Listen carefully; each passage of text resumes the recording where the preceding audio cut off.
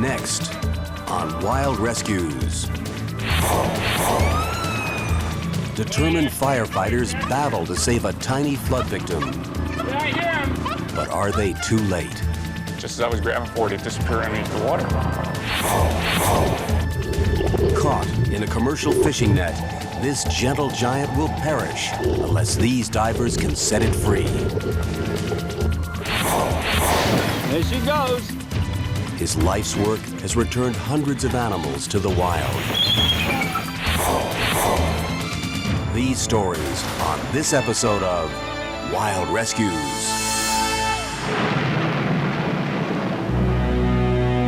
Watsonville, California, March 1995. Heavy rains cause rivers to rise to record levels.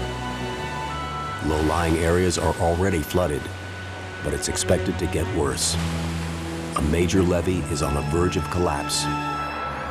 The police and fire department work around the clock to get people to safety. Late at night, station number 2 gets yet another call. There's a makeshift camp of homeless people in the flood's path.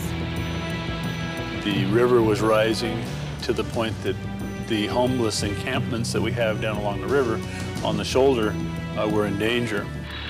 We went down to the river to hopefully evacuate everybody that was down there. Not a good sign there, is it? From the top of the levee, the rescue team spots what looks like a tent. Faintly, they can hear the sound of a dog barking. Firefighter Gerry, specially trained in swiftwater rescues, will be the first man in the water. Now, our fear was that it was one of the situations where the dog wouldn't leave his master, and that his master was incapacitated in the tent due to hypothermia or alcohol or drowning. Gerry knows he doesn't have much time. The water was rising. While we were watching it, it came up 8 to 10 inches while we were on scene.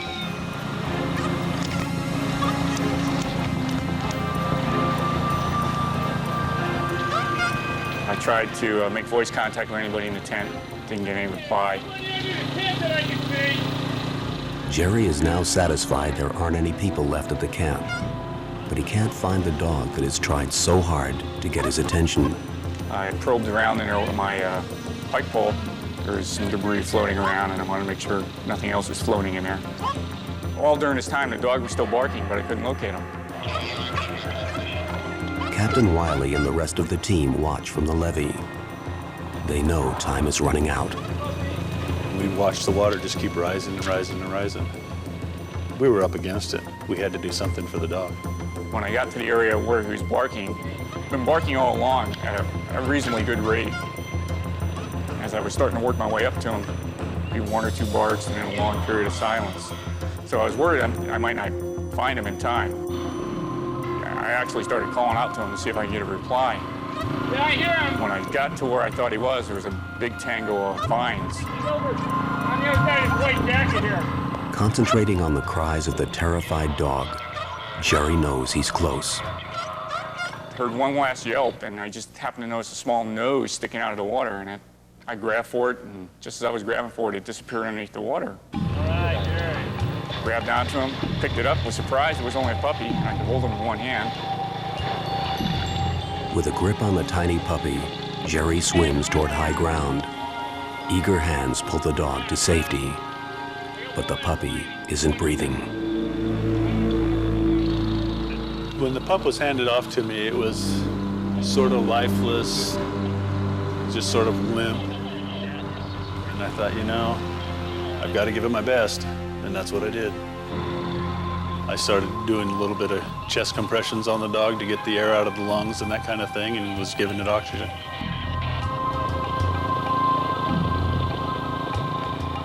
Just held the oxygen mask off the dog's face a little bit and just held the dog upside down. The tiny dog responds, but it's so weak it can't stand. Wiley continues to stroke it, trying to warm and revive it. That night, I didn't think he had much chance for survival. He was pretty cold. I didn't think he had too many yelps in him when I grabbed onto him. But the rescue team gets the dog stabilized then transports him to the East Lake Animal Clinic for treatment of hypothermia. By morning, the full extent of the damage is seen. It's then that the town of Watsonville begins to hear about the dramatic rescue. A local news station runs the story. Camera shy, there he goes. Doctor, tell me, what kind of patient has he been? Oh, great. He's been fine. Next morning, he was bright and alert, coughing a little bit, and he's been fine ever since. We just had him on a little antibiotics, and he's ready to find a home now. Radio talk show host A.C. Smith is one of the thousands who see the story on television. The shots of him the next day at the vet, once he was a little bit recovered, he was so cute, he just climbed right out of the television set and kind of licked my toes. And I fell in love with him right then.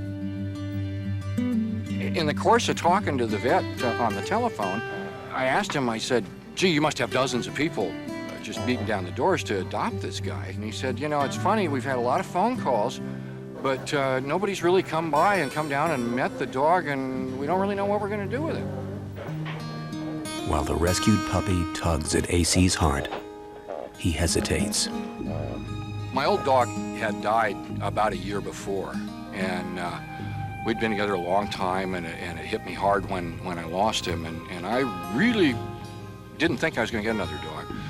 But when he said that, and having seen him on TV, I just kind of thought, well, gee, I wonder. So I phoned my wife, jumped in the car, drove down to Watsonville to the animal hospital, and we met. He chewed my shoelaces, which should have been a warning to me right there, and we've been together ever since. The tiny flood victim gets a new family and a name. A.C. decides to call him Buddy. And now, years later, in a small park not far from the river that first brought them together, Gerry, Tom, and Buddy meet again. You can't even hold your head in my hand. Yeah. They're way too low-key about their involvement in all this. And I guess maybe it comes with the territory and being a firefighter. You have to understand what was going on that night. All hell was breaking loose. And for a crew that had to be running around all night long like these guys were, to take the time, you know, in a sense, these guys did more than just save a puppy when they dragged him out of the river, in that they initiated a whole course of events that has touched my heart for, what, 5 years now. Come on. He's very vocal, very verbal dog, which is, I guess, what saved his cookies that night. And much to my surprise, he likes to jump in the water and swim around. And as you might have guessed, Buddy's traumatic experience hasn't dampened his affection for the river. So you can see he likes the water. Nor has time diminished A.C.'s love for his flood dog. You need a bath now. You need a bath now. Come on, let's go.